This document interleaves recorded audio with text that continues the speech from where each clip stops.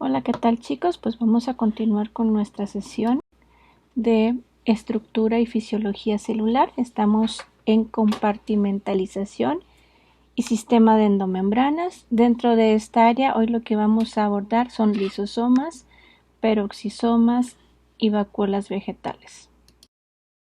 Aquí tendremos que reconocer la estructura en micrografías electrónicas de lisosomas, peroxisomas y vacuolas vegetales, así como glioxisomas, además comprender las funciones de estos organelos.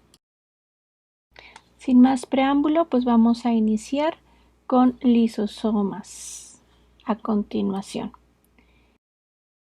Bueno, pues los lisosomas son estos organelos que a la microscopía electrónica no podemos diferenciar en gran medida. Vamos a ver cuál es su estructura.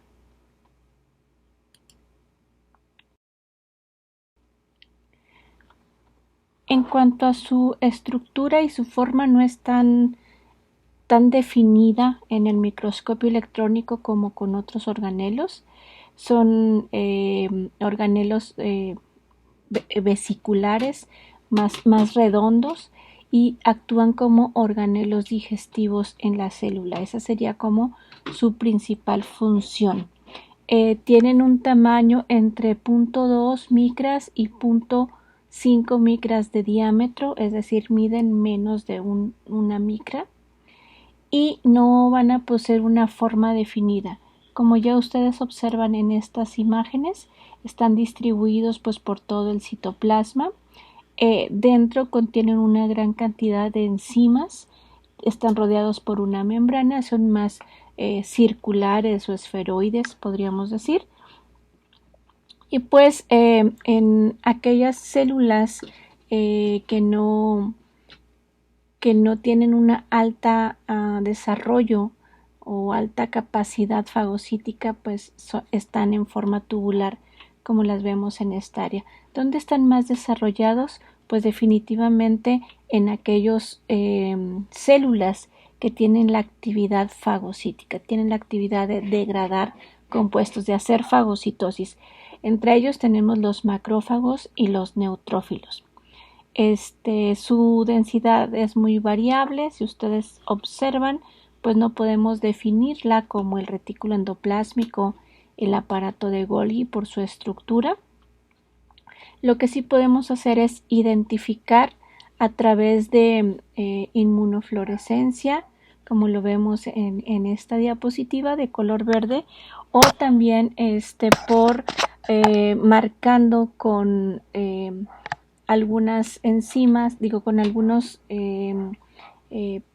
enzimas como la peroxidasa o las partículas de oro en el caso de nuestros micrografías electrónicas, ¿no? Aquí se pueden observar estas partículas de oro en donde se está demostrando la presencia de una enzima que solamente está localizada en ese organelo. La cantidad es variable de acuerdo a la función. Células fagocíticas como macrófagos y neutrófilos en animales pues pueden poseer más de 1000 de estas estructuras. Bueno, en cuanto a sus características estructurales, pues estos lisosomas tienen un pH ácido en su interior, ya que funcionan como el estómago, y este pH ácido lo que hace es desnaturalizar pues la estructura terciaria o cuaternaria tanto de proteínas como de carbohidratos, pues prácticamente lo que hace es la desnaturalización de estos elementos por su pH ácido, y este pH ácido lo obtienen gracias a que poseen en su membrana bomba de protones o ATPasas de protones que utilizan el ATP pues para bombear contra gradiente de concentración esos protones y acidificar el interior de estos orgánulos. En el interior van a tener una gran cantidad de enzimas que actúan a pH ácido y que rompen enlaces covalentes, pues puede ser de ácidos nucleicos, de proteínas, de carbohidratos, de lípidos, fosfolípidos, etcétera, etcétera. Entonces, a todo este conjunto de enzimas se le conoce como hidrolasas ácidas. Y bueno, ustedes se preguntarán por qué si estas hidrolasas pueden romper fosfolípidos y proteínas de lo que está formada nuestra membrana, ¿por qué no se degradan también? No, esta membrana no se degrada porque está protegida por proteínas que se llaman proteínas ácidas integrales glucosiladas o IgPA e IgPB. Estas proteínas actúan a manera de barrera y como no se pueden desnaturalizar porque resisten el pH ácido, pues no pueden ser degradadas y así evitan la autodigestión de esta membrana. El contenido de estas o los tipos de enzimas que vamos a tener dentro van a ser muy variados. Existen más de 50 tipos diferentes. Todos ellos se van a sintetizar en retículo endoplásmico, van a madurar en aparato de Golgi. Ahí se van a marcar y van a ser transportados a través de vesículas hasta los lisosomas.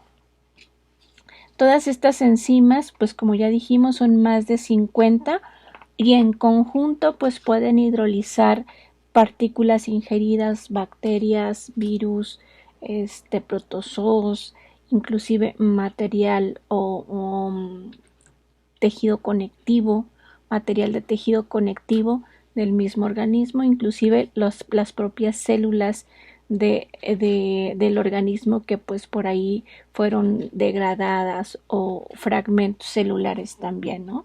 Todas estas moléculas, todas las moléculas orgánicas van a ser capaces de ser digeridas por estas hidrolasas ácidas. Todas, como dijimos, actúan a pH ácido, por eso le denominamos hidrolasas ácidas. Y pues por aquí tenemos algunos ejemplos de estas hidrolasas ácidas. Tenemos fosfatasas, que pues sacan grupos fosfato de las moléculas fosfatadas y por ejemplo la fosfatasa ácida elimina grupos fosfato que están libres o pegados a algún aminoácido, algún carbohidrato.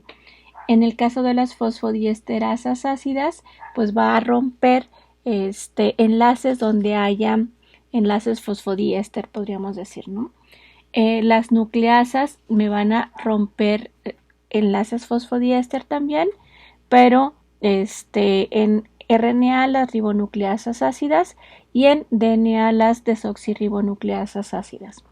Las proteasas, pues hay una gran cantidad de proteasas, entre ellas tenemos la catepsina, que es una de las más importantes y rompe enlace peptídico entre aminoácidos, y las colagenasas, que lo que hacen es hidrolizar colágeno, que forma parte del tejido conectivo en animales.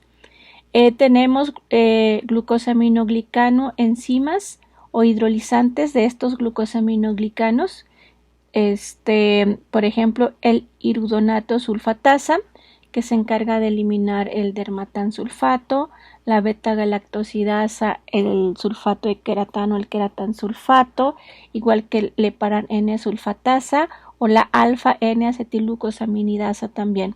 Todas ellas se encargan de hidrolizar glucosaminoglicanos que junto con el colágeno forman parte del tejido conectivo. Luego también tenemos las que rompen carbohidratos. Tenemos polisacaridasas y oligosacaridasas. Por ejemplo, tenemos la alfa-glucosidasa, que se encarga de romper enlaces glucosídicos donde hay glucosa, válgame la redundancia, ¿no? Principalmente, por ejemplo, el glucógeno. Tenemos las que se encargan de degradar los oligosacáridos que vimos en la glucosilación N. ¿Recuerdan? La fucosidasa pues elimina fucosas de los oligosacáridos, las alfa-manosidasas manosas, y las sialidasas pues ácido siálico de estos oligosacáridos. También tenemos esfingolípidos y enzimas que hidrolizan esfingolípidos, por ejemplo la ceramidasa pues rompe ceramidas, la glucocerebrosidasa pues el glucocerebrósido, la beta exosaminidasa, los gangliósidos de tipo M2, la aril sulfatasa, la galactosil sulfátida también.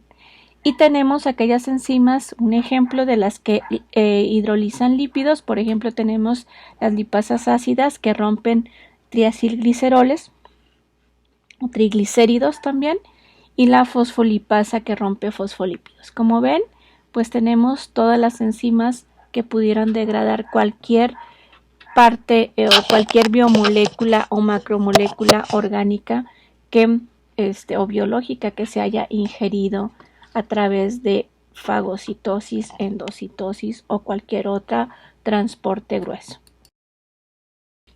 Pues bueno, ¿qué función dijimos que tenía? Pues la primera función es el desdoblamiento de material ingerido o la degradación o la digestión del material ingerido, ¿no? En organismos unicelulares es muy importante, por ejemplo los protozoos, es muy importante que a través de este proceso se digiere este material pues para obtener aminoácidos, carbohidratos, lípidos, y otras moléculas orgánicas, y de ahí pues poder obtener todos los nutrientes, podríamos decir, en este proceso de digestión, ¿no? Pero en organismos superiores como lo son los animales es muy importante el sistema celular fagocítico. Este sistema fagocítico, fagocitario, entre ellos se encuentran pues los macrófagos, los neutrófilos, las células presentadoras de antígeno. Todos ellos se encargan de digerir el material o los microorganismos invasores a través de procesos de fagocitosis que ya vimos en transporte grueso. Pero además es muy importante este proceso también pues para eliminar todo el material dañado como es tejido conectivo o parte de las células que pudieron haberse dañado por alguna razón en el organismo, ¿no? Entonces eso es una de las funciones importantes de estos, ¿no? También obviamente las células van a captar nutrientes a través de endocitosis mediada por receptor pignocitosis, y todos estos procesos de endocitosis pues finalmente van a converger en lo que es la degradación gracias a la función de los lisosomas. Aquí por ejemplo tenemos un endosoma tardío en donde tenemos varias vesículas internas y pues tenemos nuestros lisosomas que se van a fusionar a este endosoma tardío en este caso, y pues se va a degradar los componentes. En la imagen pues podemos ver estas tres vías fagocíticas, endocíticas, perdón, la fagocitosis, la endocitosis mediada por receptor o la macropignocitosis, que en todas estas partes pues el paso final es la fusión de estas vesículas con lisosoma para que ahí se lleve la degradación gracias a las enzimas que estos lisosomas poseen, ¿no? Obviamente un paso previo tanto en el fagosoma como en el endosoma temprano como en el macropignosoma es muy importante la disminución de pH para que estas partículas pues se desnaturalicen y finalmente puedan ser degradadas por los lisosomas.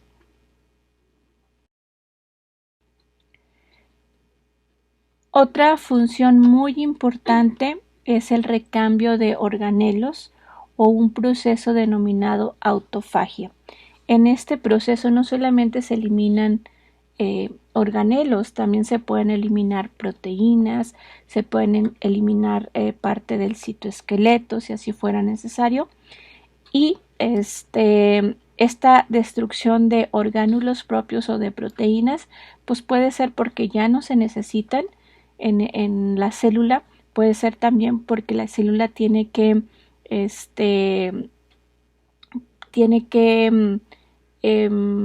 podríamos decir, diferenciarse.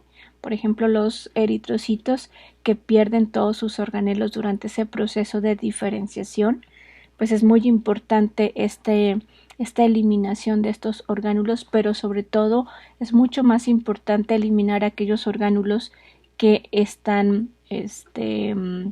que tienen un daño importante, ¿no?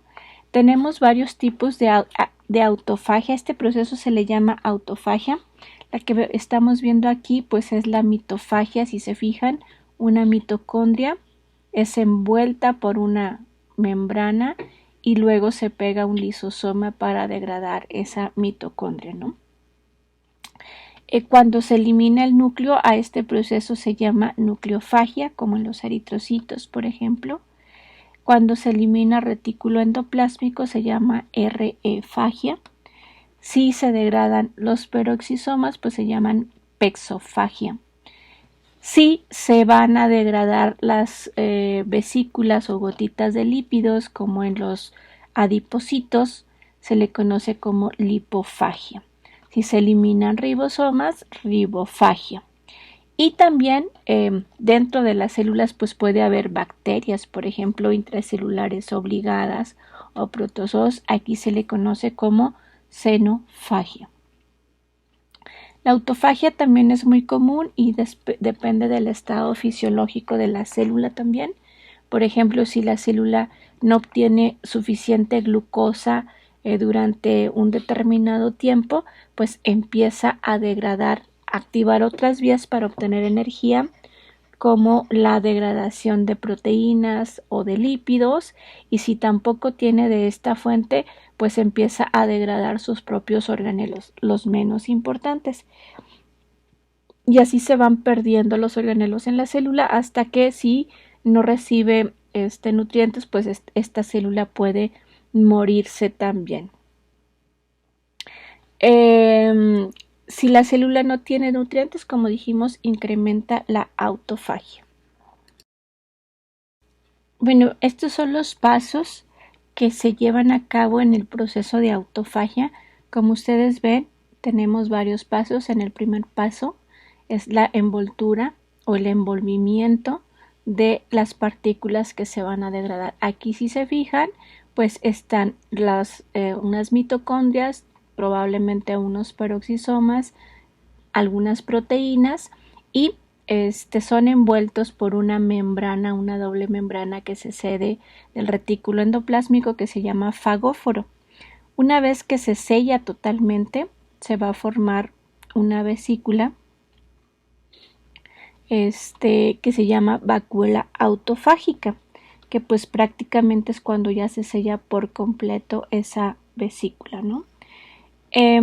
Posteriormente, una vez que ya está totalmente formada esa vesícula, se van a fusionar los lisosomas con el fagóforo, con la membrana de la vacuola autofágica, para generar así una estructura que se llama autofagosoma.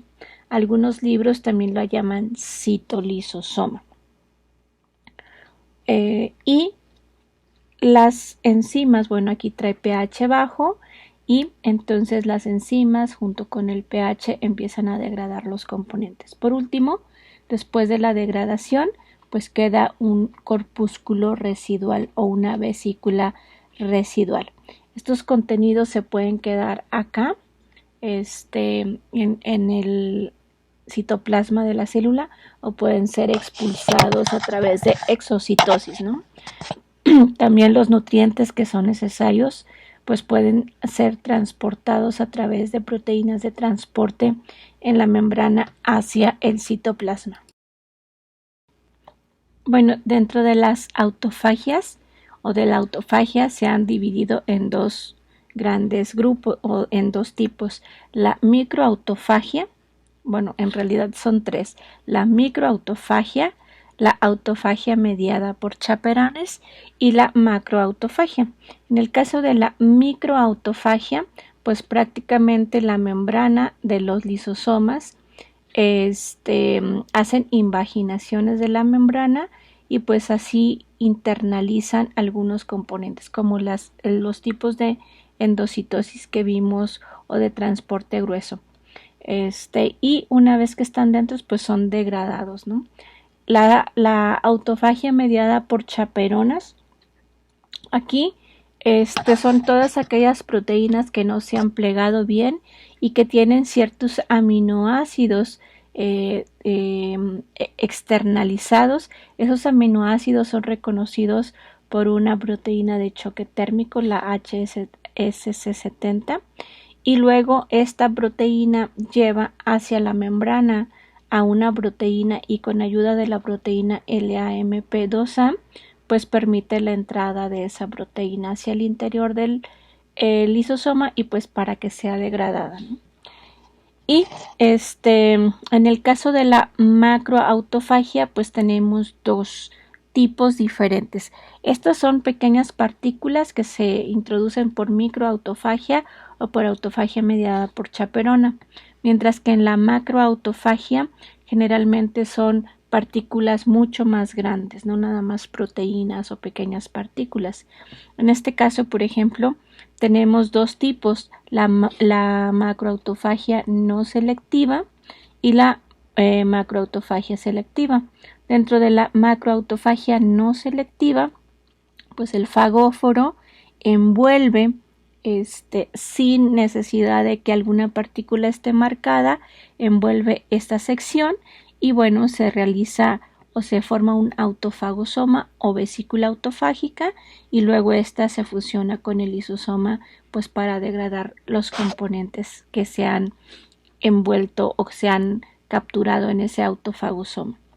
Pero por otro lado, la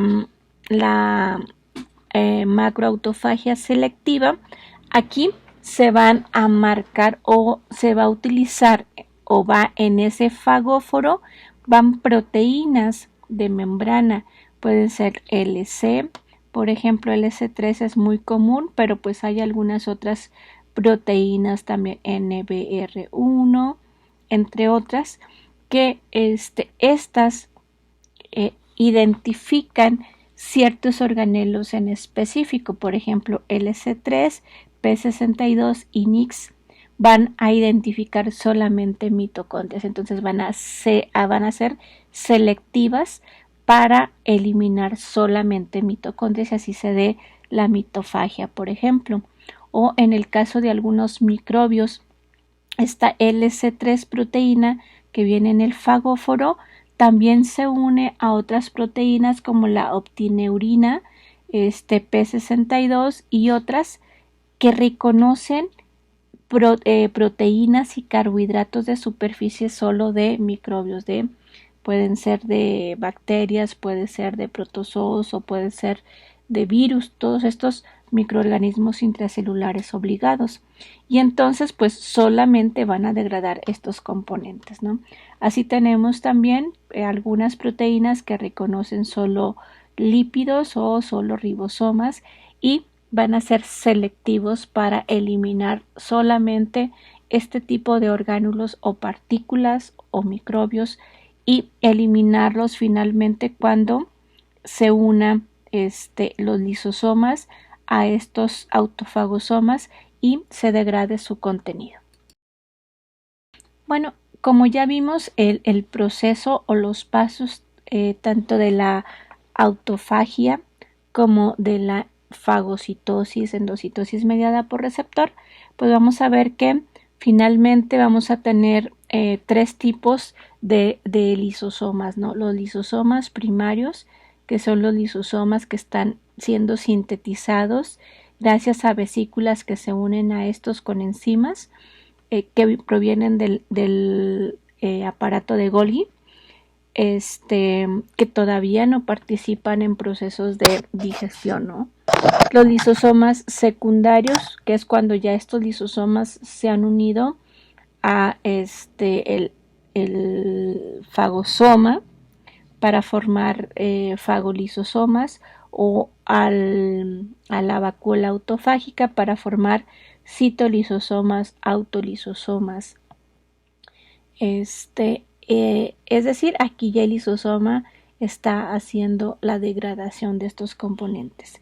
Y por último, el corpúsculo residual, que es lo que queda después de producirse o de llevarse a cabo la degradación, la absorción de los nutrientes a través de proteínas de transporte, y pues ya nada más vamos a tener ese corpúsculo residual, que puede tener dos caminos: ser exocitado o quedarse dentro como un gránulo de pigmento o un gránulo o un corpúsculo residual.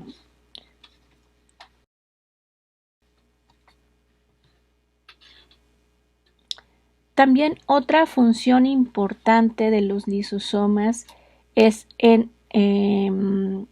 la fertilización, pues el proceso que realiza este lisosoma al momento de la fecundación, ¿no? El espermatozoide pues posee un paquete enzimático lisosomal o derivado de los lisosomas en la cabeza, en la parte apical, que se conoce como acrosoma.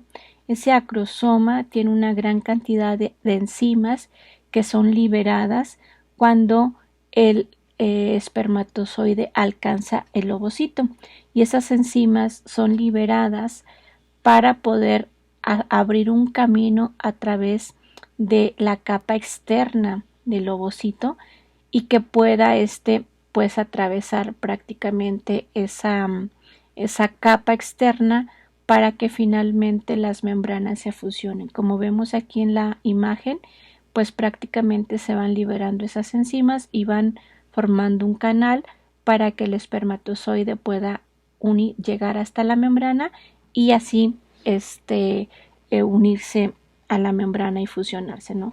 Pues esta parte externa está formada pues por proteínas, carbohidratos y algunas pequeñas células que permiten mantener esta estructura del ovocito, ¿no? La membrana se une y pues prácticamente la membrana del acrosoma se va a unir con la membrana del esperma, y así va a empezar a liberar sus componentes lisosomales, ¿no? Muy importante, si no hay acrosoma no hay fecundación. Este proceso es muy importante, pues como ya dijimos, para eliminar todos los microorganismos o patógenos invasores en los microorganismos. Sin embargo, sabemos que existen enfermedades en donde hay patógenos que tienen que meterse a las células, como los virus, ¿no? También los priones, por ejemplo, las bacterias intracelulares obligadas o los protozoos intracelulares obligados. ¿Cómo hacen o cómo evaden esta degradación? Pues muchos de estos patógenos inclusive aprovechan esos procesos de fagocitosis, de endocitosis mediada por receptor, de pignocitosis, y se escapan a los procesos de degradación en alguno de los puntos internos. Vamos a ver algunos de estos en estas imágenes. Bueno, aquí tengo tres de estos tipos o tres mecanismos de evasión de la endocitosis. Por ejemplo, aquí tenemos a Listeria, que es esta que está aquí abajo. Listeria lo que hace es que cuando se acidifica el pH, que debería desnaturalizar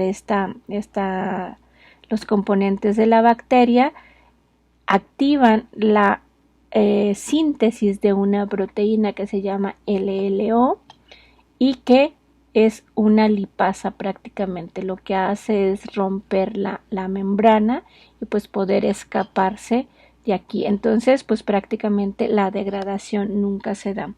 No llega el fagosoma a fusionarse con el lisosoma. Por eso la bacteria se libera, ¿no? Aquí tenemos otros dos ejemplos. Por ejemplo, Mycobacterium tuberculosis.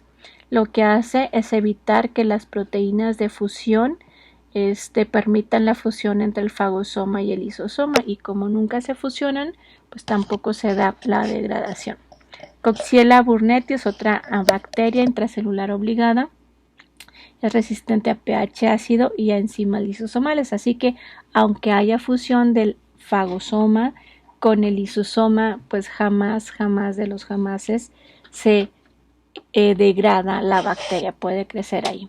Aquí tenemos otros dos ejemplos de virus. Por ejemplo, tenemos este virus que pudiera ser el caso del virus de la influenza, en donde entra el virus a través de endocitosis y una vez que está dentro, con el pH ácido, en lugar de desnaturalizarse, se activan las proteínas de fusión de membrana, la hemaglutinina, para que se fusione la envoltura del virus con la membrana plasmática. Bueno, este es otro virus, pero es el mismo tipo. Influenza es RNA. Y entonces sale la cápside y aquí libera su DNA e inicia el proceso de replicación viral, ¿no? Entonces, como ustedes se fijan, en alguno de estos procesos el patógeno logra evadir ese proceso de degradación y por eso entra en estas células y se puede replicar fácilmente. Aquí les dejo esta tabla para que vean cómo tanto bacterias, por ejemplo, y algunos otros patógenos se encargan de evadir esos procesos de fagosomas. Por ejemplo, como ya dijimos, en el caso de alteración de los fagosomas o evitan la maduración del fagosoma, Mycobacterium tuberculosis, ya dijimos, Coxiella burnetii, por ejemplo, Leishmania, que es un parásito, un protozoo, Histoplasma capsulatum también, pues pueden evitar esa fusión entre el fagosoma para formar un fagolisosoma, por ejemplo, ¿no? Aquí tenemos algunos patógenos que causan la lisis del fagosoma, Listeria, pero también Shigella, Theileria parva también es otro parásito. Se encargan también de romper ese fagosoma y pues por lo tanto escaparse, ¿no? O algunas que causan otros procesos para poder escapar a este proceso, ¿no? Por ejemplo, aquí tenemos Toxoplasma gondii, que es otro parásito. Entonces es muy importante. Entonces sabemos que todos los parásitos, todas las bacterias y los virus entran por un proceso fagocítico o endocítico, pero realmente no son degradados dentro. Bueno, hasta aquí vamos a ver sobre lisosomas. Muy bien, el siguiente tema o el siguiente organelo que vamos a ver en esta misma presentación pues es los peroxisomas. Los peroxisomas también son organelos vesiculares, como ustedes pueden ver, se parecen vesículas. Estos organelos son muy parecidos a los lisosomas, pero tienen características un poquito diferentes que sí nos permiten diferenciarlos al microscopio electrónico.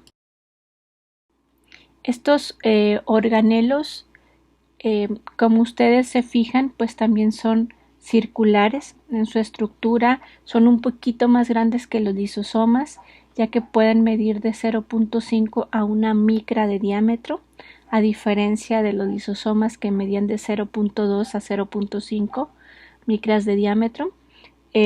Otra cosa muy importante, los peroxisomas pueden estar en plantas, en hongos, en protozoos, en cromistas y en células animales, casi que en todos los tipos de células eucariotas, ¿no? En algunos, y bueno, hay algunas variedades o algunas variaciones de estos peroxisomas que pueden estar en semillas, por ejemplo en plantas, estas que están aquí que se llaman glioxisomas. Pues por acá tenemos estos peroxisomas, aquí podemos verlos en esta imagen y este es en plantas. Si ustedes se fijan aquí en plantas se puede apreciar mucho mejor el peroxisoma. Al igual que los lisosomas, estos peroxisomas son vesículas simples rodeadas por una membrana, nada más que a diferencia de los lisosomas, estos sí tienen una estructura más oscura en el centro que se le denomina núcleo cristalino denso. Si se fijan en plantas es mucho más cuadrado y no es más que una acumulación de gran cantidad de enzimas que hacen que se vea más opaco esta área, ¿no? Son enzimas oxidativas y se llama núcleo cristalino denso, ¿no? Los peroxisomas se denominan así porque forman al momento de hacer el proceso oxidativo, ¿sí? Oxidan componentes, producen el peróxido de hidrógeno, de ahí peroxisoma. Y este peróxido de hidrógeno tiene que ser inmediatamente degradado a oxígeno molecular y agua por una enzima que se llama catalasa. Entonces, las catalasas solamente están en estos peroxisomas y son las proteínas que podemos marcar para identificar los peroxisomas, así como las fosfatasas ácidas en los lisosomas. Estas proteínas, generalmente la mayoría de las enzimas que están dentro de nuestro peroxisoma provienen de se sintetizan en ribosomas libres en el citoplasma y luego son transportadas al interior por las peroxininas. Bueno, ¿cómo se forman los peroxisomas? Los peroxisomas se pueden formar de novo, se pueden formar así como sintetizados de cero, podríamos decir, o se pueden formar a partir de el crecimiento y la división de peroxisomas que crecen y se dividen, ¿no? En este caso vamos a explicar primero la biogénesis de novo, que esta es la síntesis de cero de estos peroxisomas. Normalmente las membranas están cedidas por el retículo endoplásmico y sobre el retículo endoplásmico se insertan las proteínas de membrana que se llaman peroxininas 3 y peroxininas 19. Estas pues son sintetizados sobre ribosomas en retículo endoplásmico y forman pequeñas vesículas. Estas vesículas se llaman vesículas preperoxisomales. Las peroxininas son muy importantes porque son las que insertan en la membrana otras proteínas, otras peroxininas y otras proteínas de transporte, pero también son las que transportan al interior del peroxisoma o que importan al peroxisoma las enzimas que van a estar generando esas oxidaciones de muchas biomoléculas dentro. Entonces, estas vesículas preperoxisomales, pues para formar un peroxisoma, pues requiere fusionarse varias de ellas y se fusionan varias de ellas, pues para formar lo que es el esqueleto o la membrana, ¿no? Estas también, la peroxinina 3 y 19 va a incorporar otras peroxininas en la membrana, por ejemplo, la peroxinina 1 y la peroxinina 6, que estas se sintetizan aquí en el citoplasma, ¿no? Las inserta en la membrana y muchas otras peroxininas, y entonces estas dos, sobre todo la 1 y la 6 peroxininas, van a empezar a poder importar o a introducir al interior todas las proteínas de matriz, todas las enzimas que van a encargarse de la oxidación de muchos compuestos, y eso va a generar un peroxisoma maduro, ¿sí? Ahora, ¿cómo es que se forma cómo es que se pueden sintetizar por crecimiento y división de peroxisomas otros peroxisomas? Pues así como las mitocondrias y los cloroplastos, estos peroxisomas también se pueden dividir, ¿no? ¿Qué es lo que tiene que pasar primero? Pues bueno, estos peroxisomas tienen que crecer en tamaño, así que vesículas preperoxisomales se van agregando a estos peroxisomas para que crezcan en tamaño, ¿no?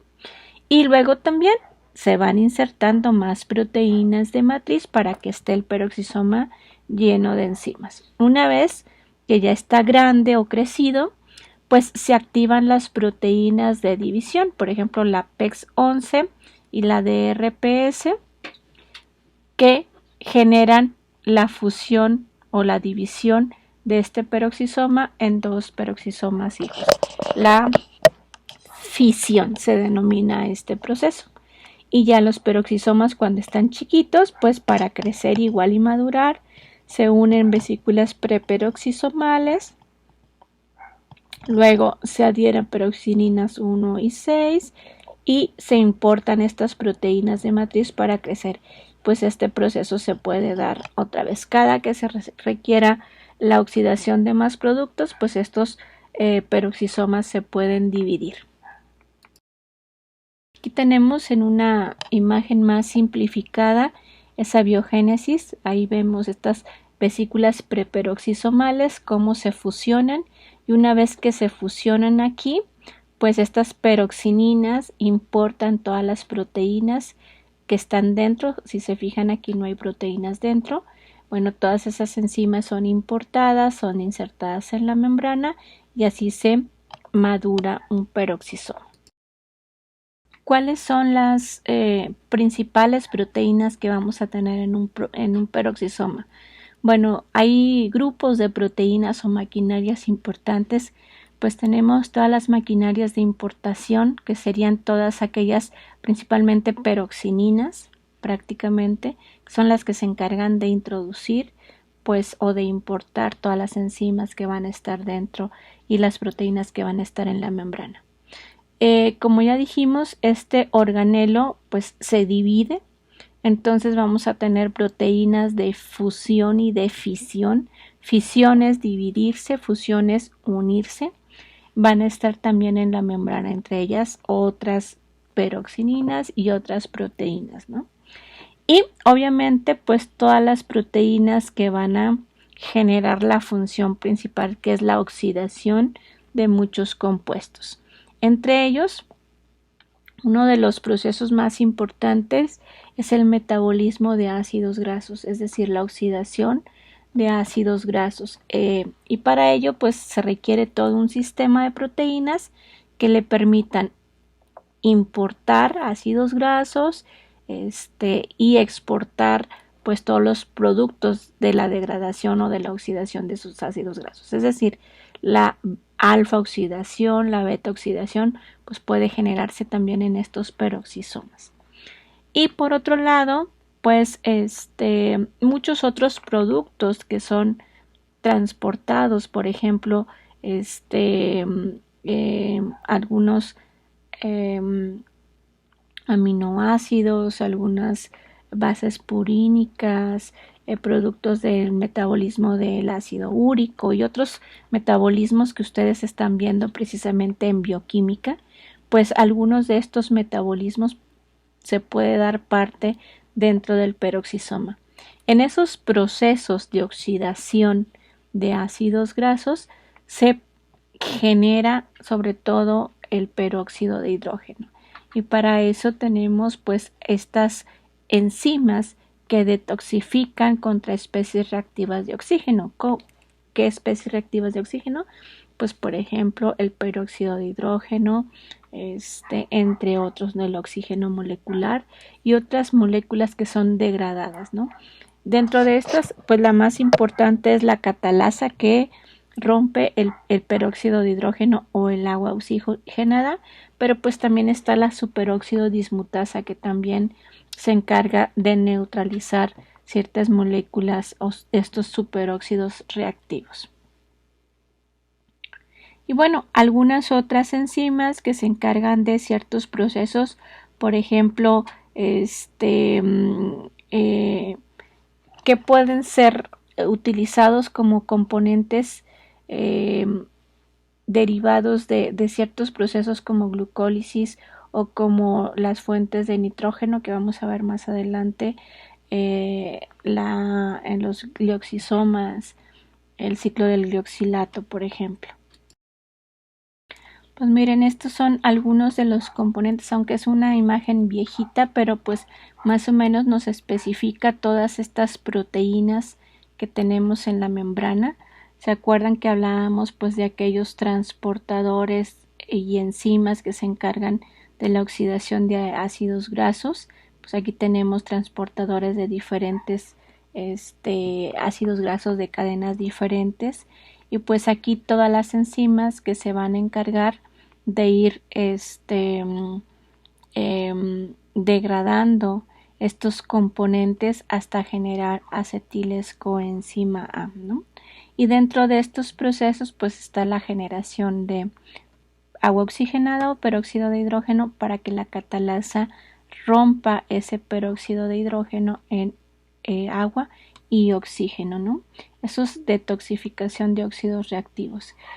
Aquí tenemos todos estos procesos, pues tenemos proteínas de transporte, como ya vimos, complejos de importación, complejos de exportación también, todas estas peroxininas o de translocación. Tenemos algunas proteínas de fisión, por ejemplo, por acá, y pues aquí tenemos algunos metabolismo de lo que son algunos aminoácidos, sobre todo las desaminaciones, por ejemplo, de algunos aminoácidos para generar pues piruvato o glicolato, por ejemplo, en el caso de glicina. Todas estas todos estos enzimas que se encargan de desaminar estos aminoácidos, ¿no? Y generar esqueletos de carbono. Tenemos, por ejemplo, acá el metabolismo del ácido úrico, de la degradación de estos grupos aminos también, pues se va a dar aquí parte de ese proceso para formar uratos, por ejemplo, o algunas otras moléculas derivadas de estos procesos, ¿no? Y bueno, si ustedes se fijan bien en todos estos enzimas que tenemos aquí, pues son importantes, ¿no? Para la formación de purinas, pirimidinas, colesterol, ácidos biliares, lípidos, ésteres. Es muy importante estas fuentes de nitrógeno, pero también estos esqueletos de carbono, además de los acetiles coenzima que se pueden generar en este proceso, ¿no? Estos son los peroxisomas de células animales. Entonces, en resumen, pues prácticamente los peroxisomas se encargan de la oxidación de ácidos grasos, de aminoácidos y de la producción de ácido úrico a partir de esos grupos aminos. En animales es muy importante esa oxidación de ácidos grasos, y recordemos que no nada más se da en peroxisomas, sino también ustedes lo están viendo en bioquímica, la beta oxidación que se está llevando a cabo en mitocondrias también. En levaduras y plantas, esa oxidación de ácidos grasos es exclusivamente realizada en los peroxisomas. También es muy importante la biosíntesis de lípidos, sobre todo de plasminógenos o de esfingolípidos. Los acetiles coenzima pues vienen de estas áreas, y pues las esfingoninas también, ¿no? En hepatocitos es muy importante la producción de colesterol y de ácidos biliares. También participan los peroxisomas en este proceso, ¿no? Como ya dijimos, la producción de esfingomielinas pues es muy importante, o fosfoesfingolípidos también, o esfingolípidos. Estos peroxisomas participan en la producción de, sobre todo de las ceramidas. Aquí es muy importante acordarnos de la catalasa. La catalasa es una enzima primordial en estos peroxisomas. Pues aquí ustedes están viendo oxidación de ácidos grasos, como ya lo están viendo en el catabolismo de estos compuestos. Pues la idea es ir eliminando de estas áreas, ir eliminando los hidrógenos, ¿no? Y para ello pues se requiere oxígeno, ¿no? Oxígeno más hidrógenos, 2 hidrógenos, y un oxígeno molecular pues nos produce agua y nos genera esta eliminación de hidrógenos para luego romper y que se vaya separando la coenzima junto con 2 carbonos, con el grupo acetilo, ¿no?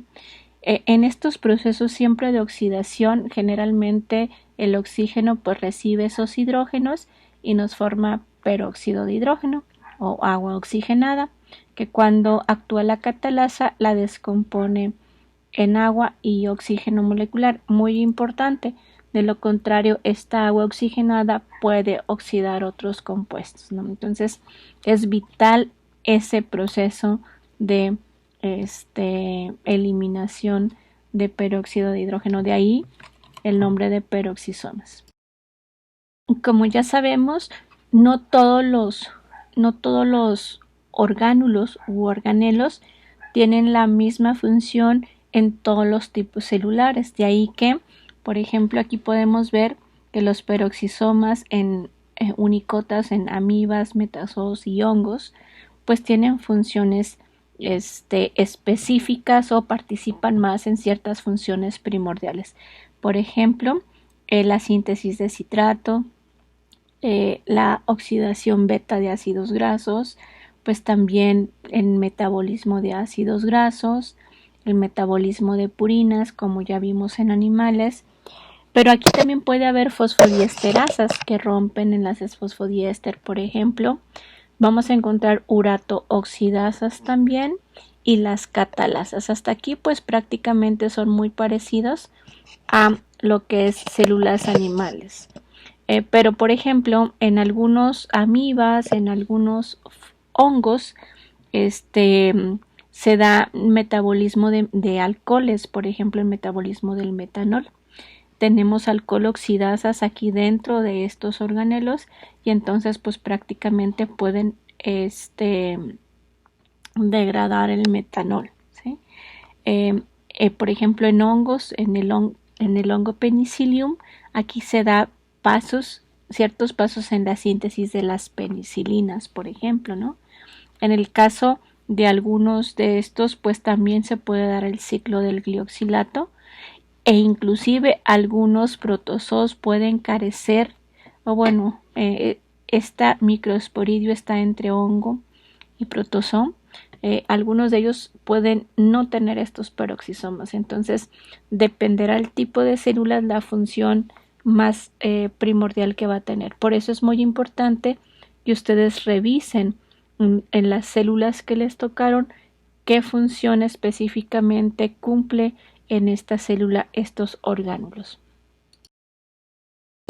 En plantas los peroxisomas son súper importantes, están muy bien distribuidos sobre todo en las hojas, en las celulitas que se llaman células del mesófilo o de la vaina, ahí están en una gran cantidad, son mucho más grandes y si se fijan este núcleo cristalino denso está muy marcado, ¿no?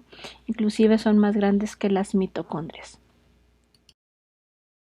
Estos peroxisomas pueden tener muchas funciones en plantas, inclusive dentro de una misma planta, en diferentes tejidos pueden tener funciones diferentes. Por ejemplo, en las semillas los glioxisomas son muy importantes para la germinación. En el caso de los frutos, por ejemplo el plátano, la conversión de almidón a azúcares es muy importante, ¿no? También en respuesta al estrés abiótico y biótico pueden aumentar los peroxisomas y la oxidación. En el proceso de fotomorfogénesis o cuando se está formando la plantita, pues también es muy importante la función de oxidación que hacen los peroxisomas. En el caso de plantas C3, la fotorrespiración pues es muy importante. También los peroxisomas se encargan de la producción de hormonas y de algunas moléculas de señalización, por ejemplo el ácido jasmónico, las auxinas, los oxígenos reactivos y el óxido nítrico, pues el metabolismo de esto también es muy importante en estas células en plantas, ¿no? Entonces aquí tenemos varios de estos ciclos que están involucrados en estos procesos. Por ejemplo, la vía de las pentosas fosfato, la oxidación de ácidos grasos, el ciclo del glutatión ascorbato, entre otros. Aquí no vamos a ver todas esas funciones que tienen en plantas, pues porque nos enfocamos en animales ustedes las van a ver si les tocaron alguna célula animal, pero sí es muy importante que en plantas C3 veamos esa fotorrespiración, ¿sí? La fotorrespiración, generalmente en plantas sabemos que absorben CO2 para realizar la fijación de este y producir carbohidratos, producir glucosa sobre todo, ¿no? Ese es el proceso de fotosíntesis que se da pues prácticamente por este proceso ya vimos de la fase, bueno, vamos a ver fase fótica y fase afótica y en la fijación de CO2. En este proceso pues se generan gliceraldehído 3-fosfato y glucosa. Sin embargo, en plantas C3, cuando hay la misma cantidad o mayor cantidad de oxígeno dentro de la hoja, en lugar de fijar CO2 y producir oxígeno, como normalmente es la fotosíntesis, se fija el oxígeno y se produce CO2. Y eso involucra a 3 orgánulos principales: el cloroplasto, donde se fija el oxígeno y se produce una molécula de glicolato. Ese glicolato luego sale del peroxisoma y sale del cloroplasto y va hacia el peroxisoma. En el peroxisoma, el glicolato se va a oxidar a glioxilato y se va a producir ahí pues obviamente el peróxido de hidrógeno que va a degradar catalasa, ¿no? Ese glioxilato posteriormente se va a aminar, se le va a agregar un grupo amino y se va a convertir en un aminoácido, que es la glicina. Esa glicina va a ir a mitocondria. En la mitocondria, la glicina tiene 2 carbonos. Y pues cada glicina tiene un grupo amino. Entonces estas glicinas, 2 glicinas se van a unir, van a formar una molécula de 4 carbonos y van a perder un carbono en forma de CO2 y ahí está la producción de CO2 y se van a desaminar en una posición para generar una serina. La serina tiene 3 carbonos y un grupo amino. Entonces si se fijan, en todo este proceso está consumiéndose oxígeno y está liberándose CO2. Es decir, esta planta está haciendo la respiración aerobia que nosotros hacemos. Tomamos oxígeno y liberamos CO2. ¿Y de qué depende de que haga fotorrespiración? Pues más que nada de la concentración que tiene de CO2 o de oxígeno en la hoja en ese momento. Si tiene más oxígeno, hace fotorrespiración. Si tiene más CO2, hace fotosíntesis. Muy bien.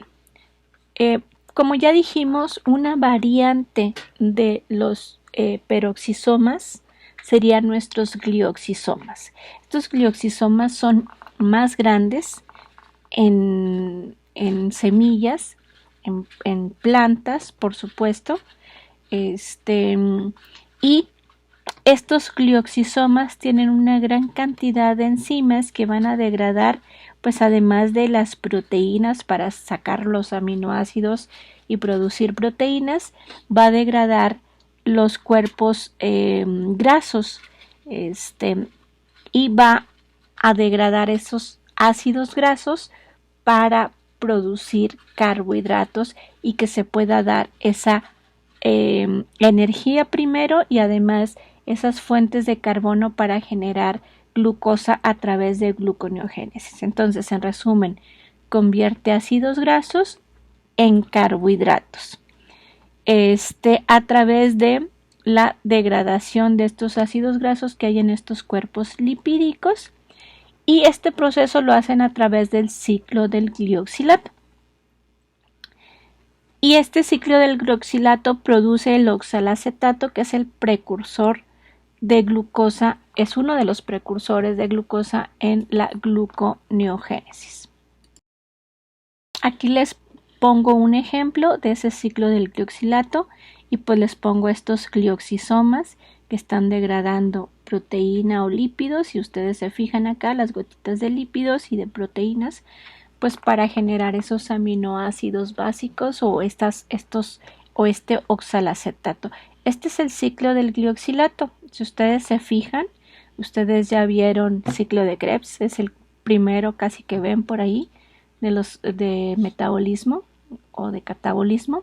Si se fijan, acá a partir de estas gotitas de lípidos que tenemos aquí, de esta beta oxidación, se obtienen acetiles coenzima A, y en condiciones normales entrarían en ciclo de Krebs, pues para liberarse estos carbonos como CO2 y generar moléculas que después van a alimentar cadena transportadora de electrones y producir ATP, ¿no? Pero en este caso, este ciclo del glioxilato es una modificación de ese ciclo de Krebs. Se agrega el acetilcoenzima al oxalacetato, se produce citrato e isocitrato, pero aquí, en lugar de liberarse CO2 y seguir el proceso, lo que hace este isocitrato de 6 carbonos se parte directamente en dos moléculas, una de 4 carbonos, que es el succinato, brincándose estos pasos del ciclo de Krebs, y uno de 2 carbonos, que es el glioxilato. Por eso se conoce como ciclo del glioxilato. Este succinato sigue a fumarato, a malato y a oxalacetato, y el glioxilato se une con un acetil que viene de la coenzima A para generar otra molécula de 4 carbonos. Entonces, en lugar de liberarse el CCO2, me sirve como fuente para obtener oxalacetato, y este oxalacetato poder salir y luego entrar a la gluconeogénesis y así producir glucosa. Recordemos que la glucosa es muy importante en la formación de pared celular y en la obtención de energía para el metabolismo celular. Muy bien, bueno, pues ahora vamos a hablar de otro organelo. Este orgánulo está en células vegetales y ojo, vamos a hablar de vacuolas vegetales porque existen vacuolas en protozoos, por ejemplo, vacuolas contráctiles, no es lo mismo. Entonces aquí vamos a hablar de las vacuolas de células vegetales, principalmente refiriéndonos a células del mesófilo, las células que están en las hojitas, las que tienen cloroplastos. Si se fijan, las vacuolas vegetales, la vacuola pues es toda esta parte que está aquí, ¿no? Esa sería nuestra vacuola vegetal. Pues esta vacuola vegetal, como ya vimos en el ejemplo, sería toda esta área que está aquí, ocupa más del 90% casi del volumen del total de la célula. Está rodeada o tiene una membrana que se llama tonoplasto,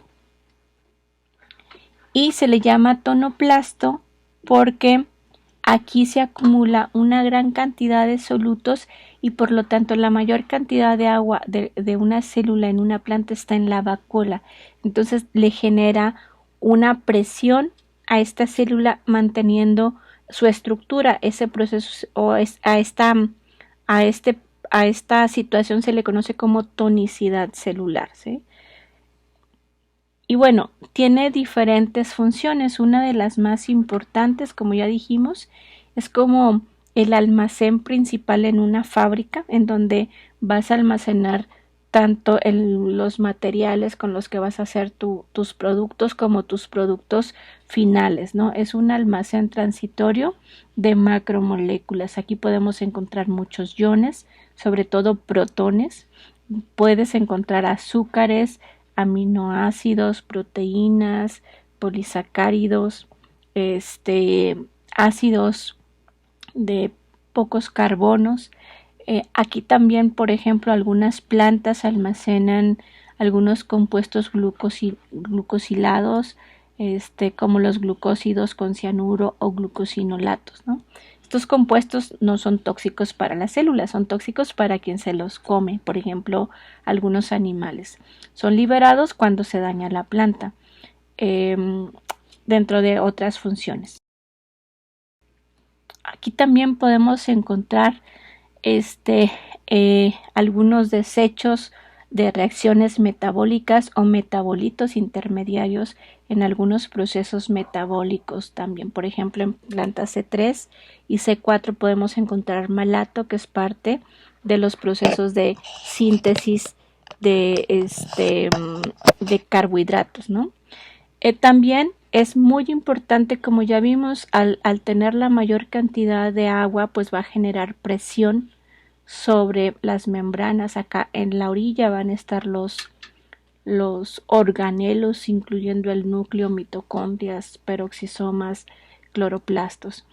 Y va a suministrar apoyo mecánico, ¿no? Para mantener la célula, esa tonicidad es muy, muy, muy importante. Y bueno, nuestras células vegetales no tienen lisosomas, por lo tanto la función del lisosoma la va a hacer la vacuola también. Aquí vamos a encontrar las hidrolasas ácidas que tiene la planta pues para degradar compuestos también orgánicos, y vamos a tener bomba de protones en las membranas también de estos. Entonces los organelos digestivos de las células vegetales van a ser las vacuolas. Otra función muy importante en la célula vegetal que tiene la vacuola es la muerte celular de células en plantas mediada por vacuola. Aquí tenemos dos formas de cómo la vacuola hace que la célula muera, ¿no? Una que se llama forma destructiva, en donde pues prácticamente se va a romper la membrana de la vacuola. Al tener un pH ácido y tener enzimas hidrolíticas, pues lo que va a hacer es degradar por dentro nuestra célula vegetal, ¿no? Y por otro lado, la forma no destructiva. En la forma no destructiva, aquí podemos ver cómo la vacuola, la membrana de la vacuola se fusiona con la membrana plasmática, dejando salir todo el contenido hacia el exterior. Y así, pues también se fragmenta la célula y se degrada. Estas dos formas de muerte celular se dan en algunas células que pueden tener o plantas que pueden tener procesos infectivos, ¿no? Aquí, por ejemplo, les voy a abrir los textos. Tenemos la forma no destructiva que se da, por ejemplo, cuando existen bacterias que están infectando los tejidos, y entonces se genera la fusión o se activan las proteínas de fusión para que se fusione esa vacuola y que se secreten proteínas defensinas y pH ácido para que traten de matar esas bacterias que están por fuera de las células, ¿no? Estos procesos pueden ser interrumpidos por algunas bacterias que liberan pues algunas enzimas o algunas proteínas que evitan ese proceso de fusión entre la vacuola y la membrana plasmática. Por el otro lado, en el caso de la vía destructiva, pues esa se activa, por ejemplo, cuando hay algunos virus o viroides dentro de la célula, pues para tratar de contener la infección se rompe la vacuola para tratar de degradar esos componentes, esos virus, esas bacterias que pueden estar dentro, sobre todo virus o viroides que pueden estar dentro dañando la célula, y así tratar de contener la infección a nivel con la muerte de esta célula. Bueno, pues esto sería como el resumen de nuestro tema, sistema de endomembranas. Recuerden que nos faltan las mitocondrias y los cloroplastos todavía por explicar. Entonces, pues vamos a tener un solo citosol, obviamente, con cierto porcentaje del volumen total de la célula, casi la mitad. Pues obviamente solo tenemos uno. Mitocondrias puede ocupar el 22% y pueden llegar a ser en algunas células, por ejemplo los hepatocitos, 1700 o más.